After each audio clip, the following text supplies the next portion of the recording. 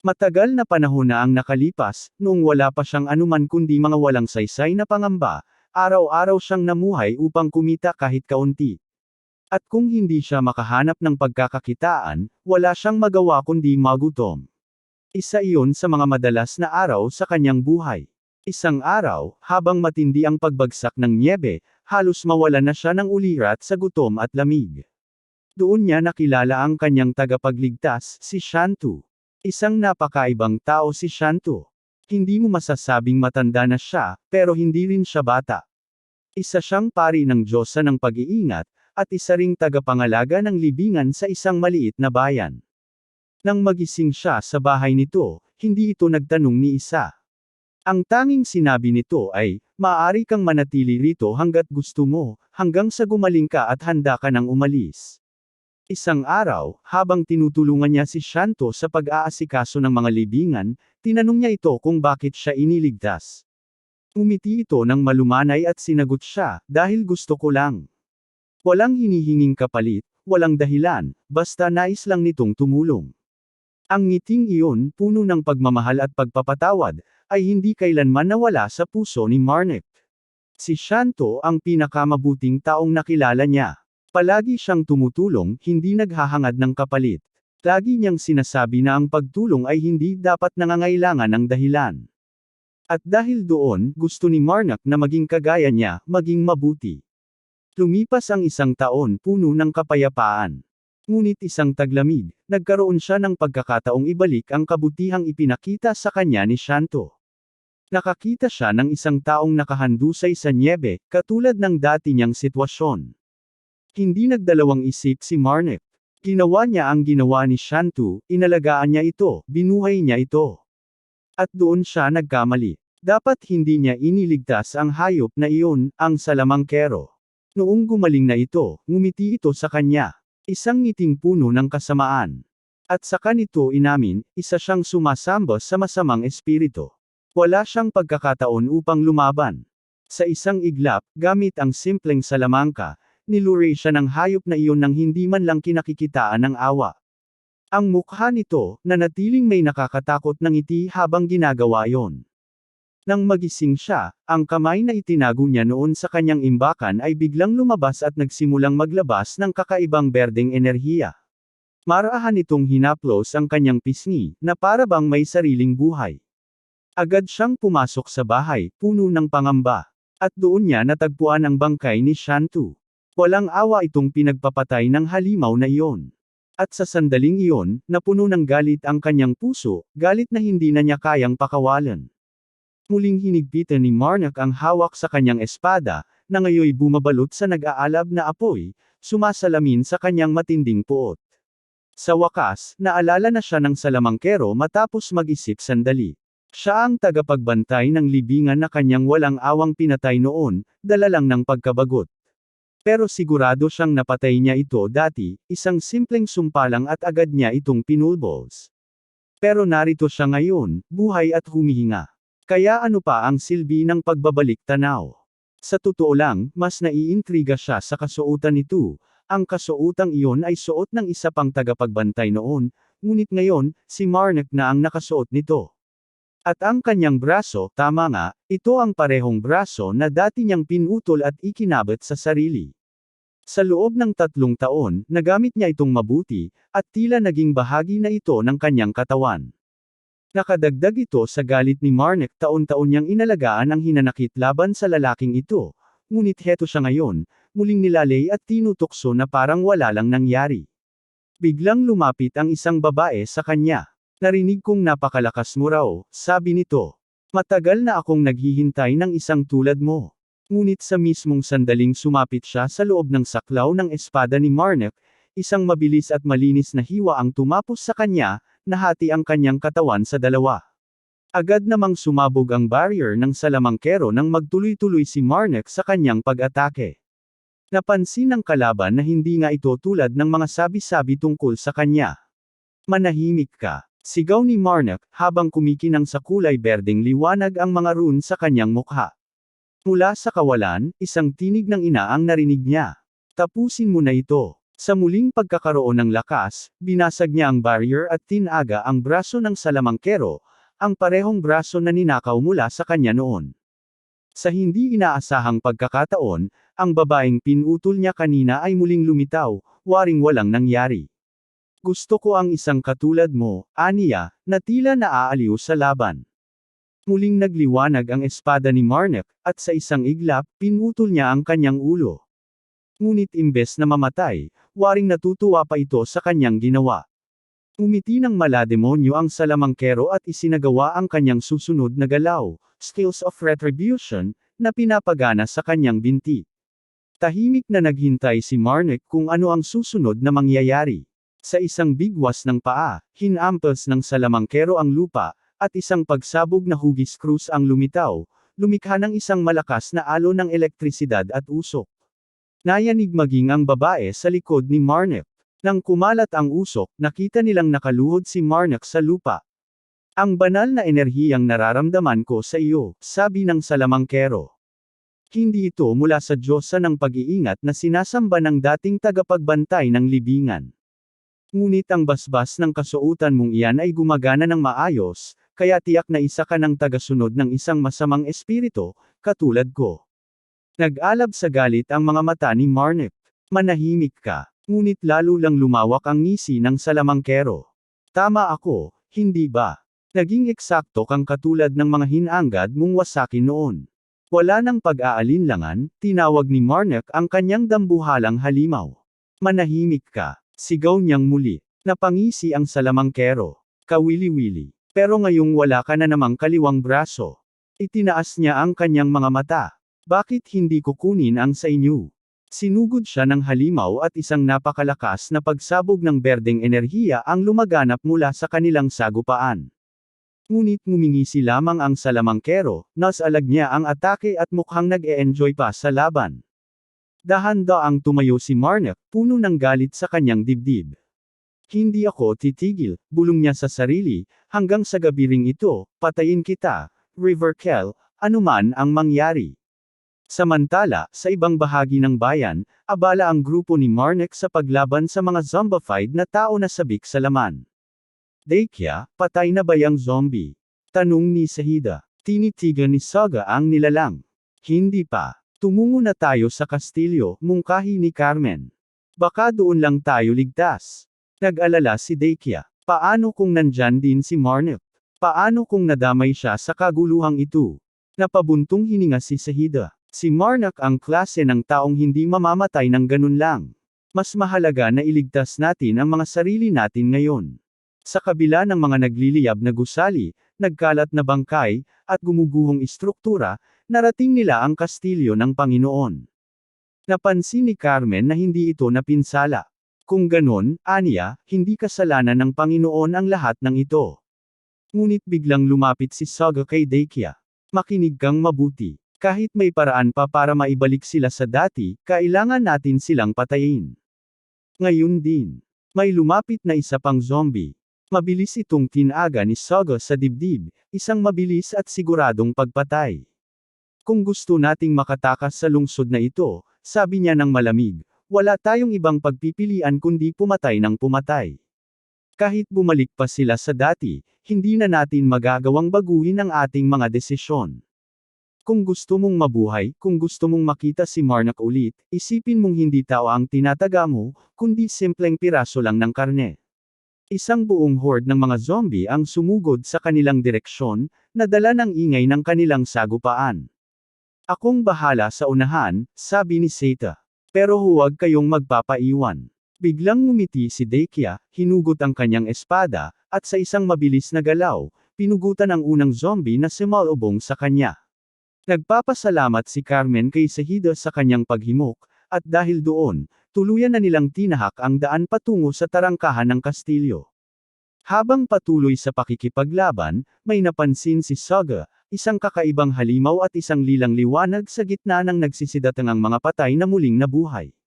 At nang unti-unting lumino ang paligid matapos ang alikabok, nakita niya si Marnek. Totoo ba ito? Siya nga ba talaga? Samantala, sa kabilang panig, biglang lumitaw ang babae sa likuran ni River. Napakasarap panuurin nito, aniya. Gusto kong malaman kung hanggang saan ang kayang gawin ng lalaking ito. May mungkahi naman ang isa pang babae. Bakit hindi natin pag-usapan ito? Lahat naman tayo'y sumasamba sa masasamang espiritu. Ngunit mariing tumanggi ang dalaga. Hindi. Matagal ko nang hinihintay ang sandaling ito. Hindi ko maaaring palampasin ang aksyong ito. Hindi naman nagbigay ng reaksyon si Marnik. Sa halip, inutusan niya ang kanyang halimaw na sumalakay. Sa isang malakas na suntok at isang mabagsik na alulong, dinurog nito ang barrier ni Riverkel, tinadtad sa maliliit na piraso. Agad sinunggaban ni Marnik ang pagkakataon, silang dalawa ngayon ay kapwa handa sa laban.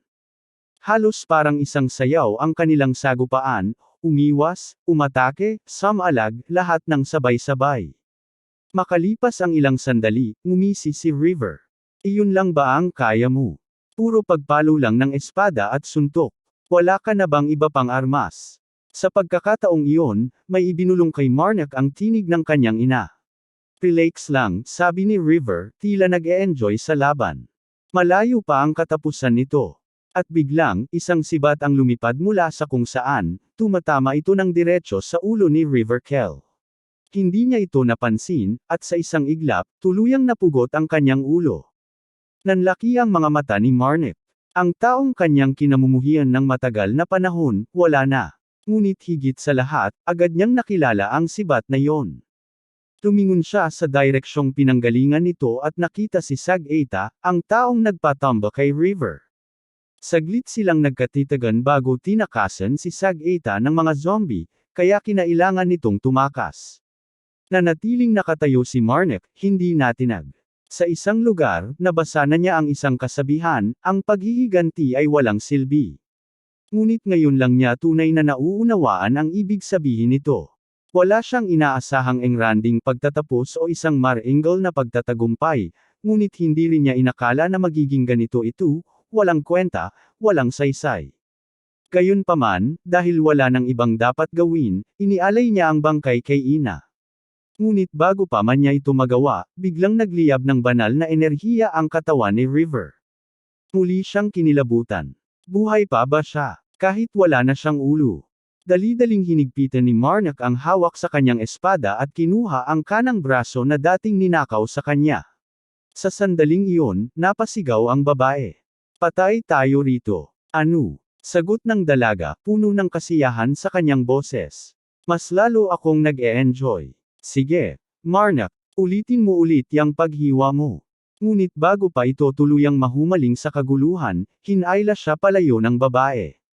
Tumahimik ka na. Single nito. Kapag nasa ganyang anyo si River, hindi na niya kayang kilalanin kung sino ang kakampi at sino ang kaaway.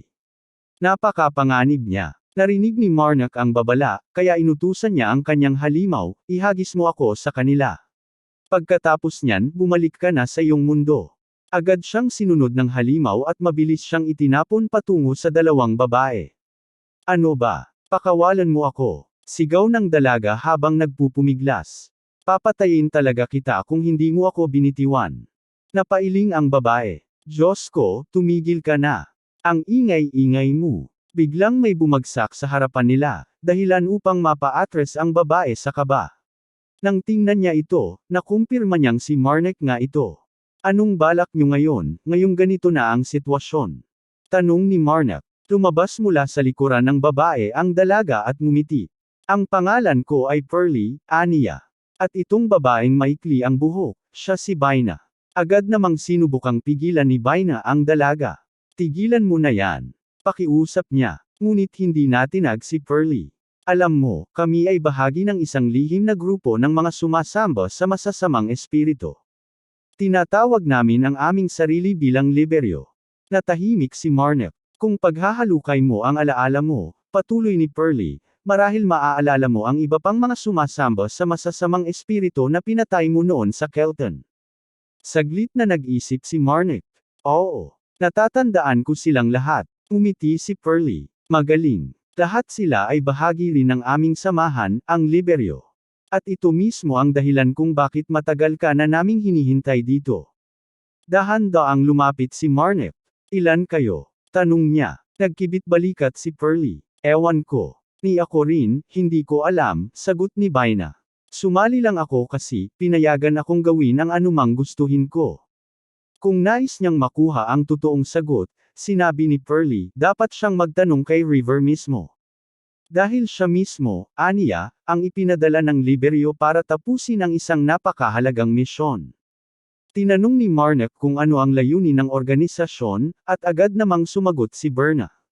Siya na mismo ang nagsabi na ang kanilang layunin ay marangal at matuwid.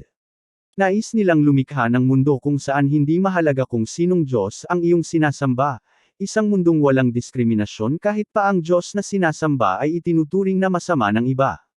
Nagtanong si Marnek kung bakit nila sinunog ang nayon. Paano makakatulong iyon sa kanilang layunin?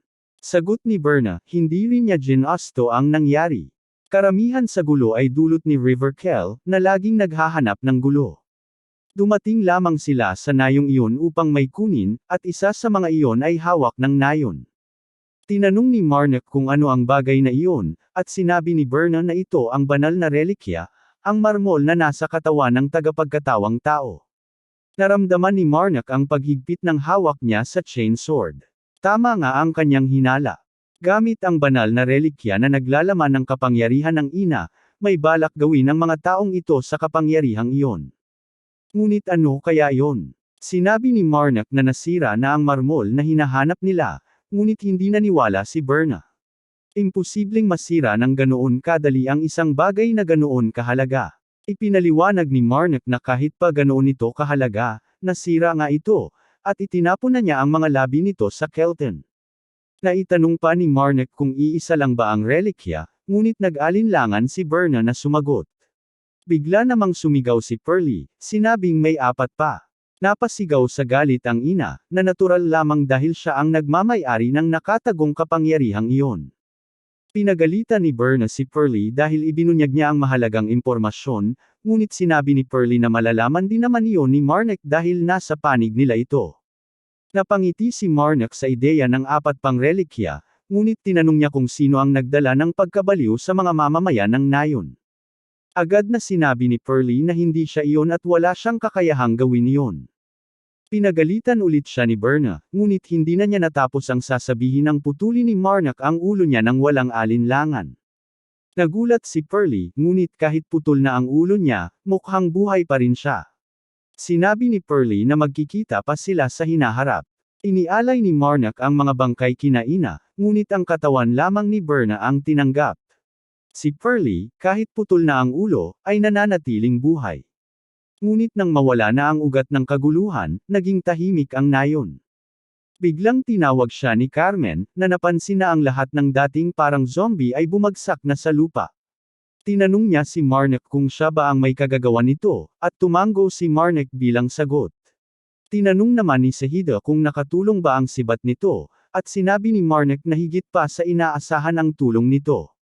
Tuwang-tuwa si Sahida, ngunit iniisip ni Marnek na sana'y hindi nito napansin ang higanteng nilalang ng katiwalian na tumulong sa kanya. Sinabi ni Marnek na kailangan na nilang umalis dahil may isang malaking bagay na madyay gising. Nagulat ang lahat, at tinanong ni Carmen kung ano ang ibig niyang sabihin. Sa oras na iyon, nagsimulang yumanig ang lupa at napuno ng amoy ng kamatayan ang hangin. Mula sa mga bangkay sa paligid, nabuo ang isang nilalang na may iisang layunin, patayin si Marnek.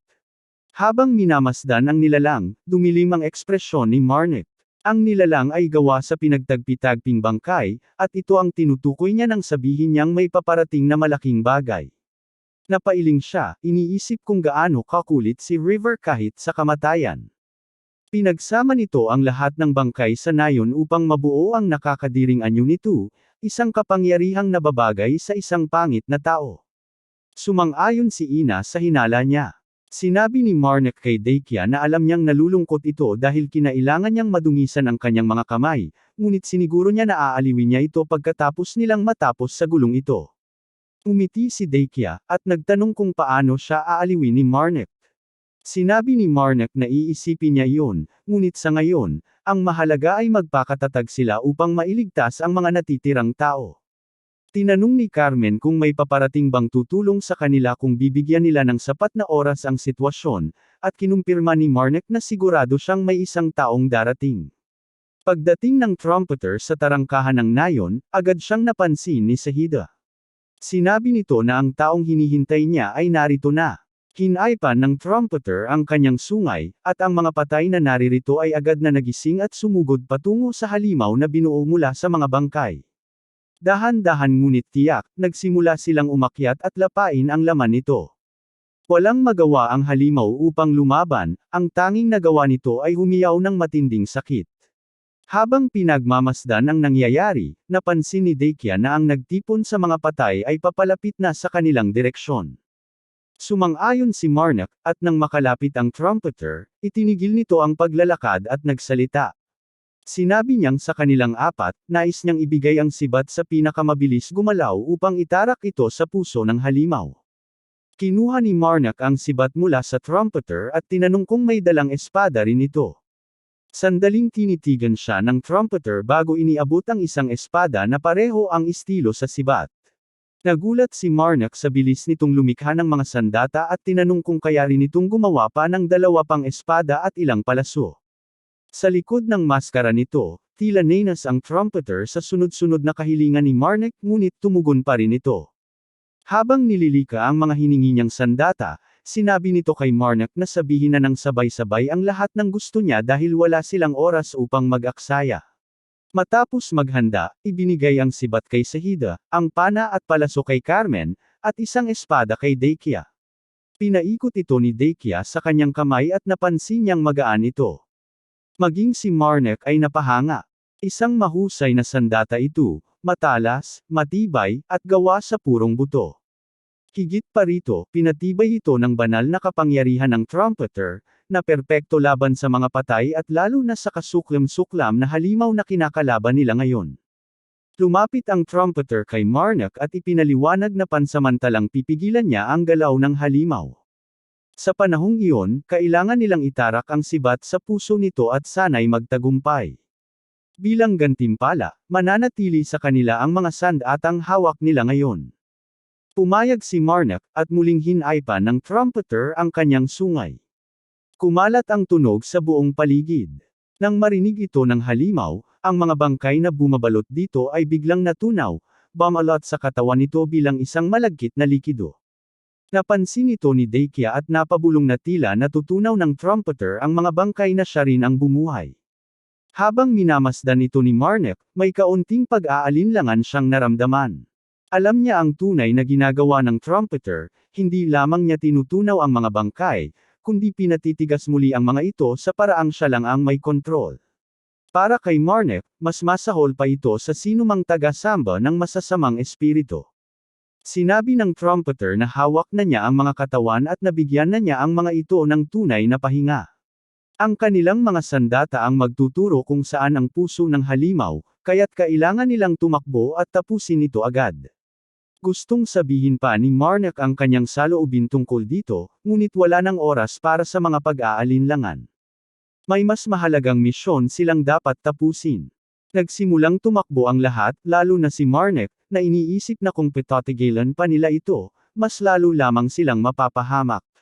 Sinubukan silang sagasaan ng halimaw gamit ang napakalaking kamao nito, ngunit dahil hindi ito makagalaw ng maayos, hindi sila tinamaan. Dahil dito, mas lalo pang bumilis ang pagtakbo ni Deikia. Ngunit biglang bumagsak mula sa katawan ng halimaw ang mga patay, sumugod pababa at sinubukang kainin si Deikia. Nagulat siya, ngunit agad siyang tinulungan ni Carmen, pinuksa ang lahat ng patay na sumubok lumapit sa kanya. Sa ginhawa niyang naramdaman, sumigaw si Deikia na magtutulungan sila ni Carmen upang pabagsakin ang halimaw. Samantala, sinabi ni Marnek kay Shahida, na nasa tabi niya, na sibatin nito ang puso ng halimaw habang inaatake naman niya ang ulo nito upang mailihis ang pansin ng halimaw. Pumayag si Shahida, at agad silang naghiwalay ng landas. Sinubukan ng halimaw na pigilan sila gamit ang napakaraming katawan na bumubuo rito, ngunit walang laban ang mga ito sa kanilang bilis at husay. Ngunit may dahilan kung bakit sa ulo tumutok si Marnek. Sinabi sa kanya ni Ina na sa gitna ng ulo ng halimaw ay may isang piraso ng banal na kapangyarihan. At bilang dagdag na gantimpala, ang bahaging iyon ay nakalagay sa ulo ng taong pumatay sa isa sa pinakamamahal niyang kaibigan, ang kasuklam-suklam na salamangkero, si River Kell. Samantala, abala si Shahida sa paghahanap ng puso ng halimaw, habang si Marnek naman ay nakipaglaban sa taong labis niyang kinamumuhian. Sa huling pagkakataon, nilusob ni Marnek si River Kell. Ginamit niya ang lahat ng kanyang lakas upang bigwasan ito ng kanyang espada, pinay-piraso ang ulo nito hanggang sa isang mata na lamang ang natira. At sa isang iglap, sinira rin niya ito. Walang natira. Sa wakas, nagawa niyang ganap na burahin si River Kell sa mundo. At ngayon, masasabi niyang naipaghiganti na niya ang kanyang kaibigan, sa paraang nararapat. Sa wakas, natagpuan ni Shahida ang puso at tinusok ito gamit ang kanyang sibat. Sa sandaling iyon, agad na napabalikwas ang halimaw. Napansin ni Dakia na ang di mabilang na mga katawan ay nagsimulang bumagsak mula sa langit habang unti-unting nagkakawatak-watek ang halimaw. Hanggang sa tuluyan itong sumabog, naging isang malaking lawa ng berdeng likido, at ang mga bahagi ng katawan ng mga biktima ay bumagsak sa lupa. Mula sa ibaba, pinanood ni Marnek ang lahat habang mahigpit niyang hawak ang orb na naglalaman ng dibinidad. Sa wakas, siya ang nagtagumpay, at ang alaala ng kanyang kaibigan ay naging isa ng magandang ganita. Lumapit sa kanya sina Dakia at Carmen, sabik na malaman kung nasaktan ba siya. Ngunit ang unang itinatanong ni Marnek ay kung nasaan si Shahida. Ilang sandali lang ay lumitaw ito, titig na titig sa sibat na hawak niya, worry hinahangaan ang sandata. Hindi nagtagal, dumating ang trumpeter sa kanilang kinaroroonan at tinawag si Marnek. Ngunit isang bagay ang ipinagtataka ng lahat, siya lamang ang nais nitong isama, wala nang iba. Habang naglalakad silang dalawa papunta sa isang mas lihim na lugar, hindi mapigilan ni Marnek ang sariling mag-isip. Bakit nais ng trumpeter na kausapin siya ng sarilinan? Nalaman na kaya nito ang tungkol sa marmol na ninakaw niya? O baka natunugan na nito na isa siyang taga-sambo ng mga masasamang espiritu?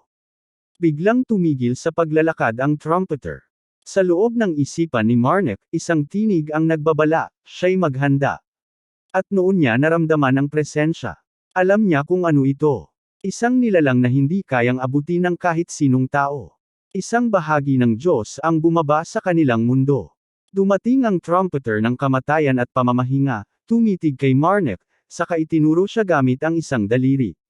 Isang salita lang ang binigkas nito, kapital. Pagkasabi noon, bigla itong nawala, dahilan upang muling matauhan ang trumpeter habang unti-unting nawawala ang pagkakaangkin sa kanya. Nagulat si Marnek sa biglang pagkawala ng makapangyarihang nilalang matapos lamang magsalita ng isang salita. Tumayo siya sa harapan ng trumpeter at nagtanong, may nais ba itong ipahayag?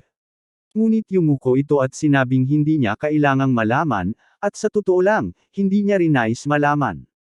Napangiti si Marnek sa sagot nito. Iniabot niya ang kanyang kamay upang alalayan ang trumpeter at sinabing bumalik na sila. Habang naglalakad, tinanong niya ito kung posible bang linisin ang lugar gamit ang mga undead na nasa ilalim ng kanyang utos. Malaki ang maitutulong ng mga ito upang muling maibalik ang kaayusan. Sa una, tumanggi ang trumpeter. Hindi raw bahagi ng kanyang sinumpaang tungkulin ang tumulong sa mga buhay.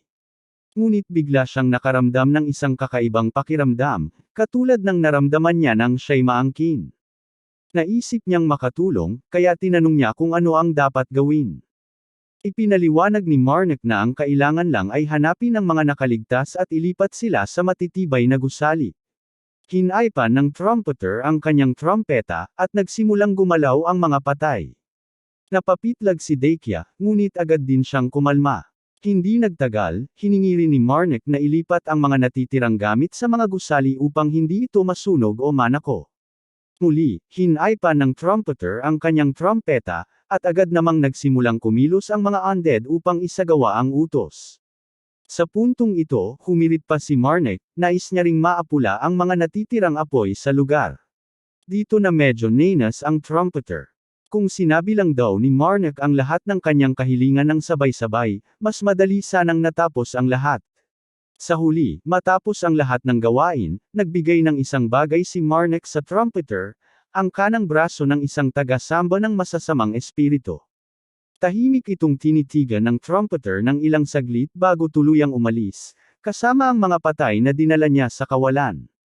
Habang pinagmamasdan ito ni Deikia, hindi niya maiwasang mapaisip.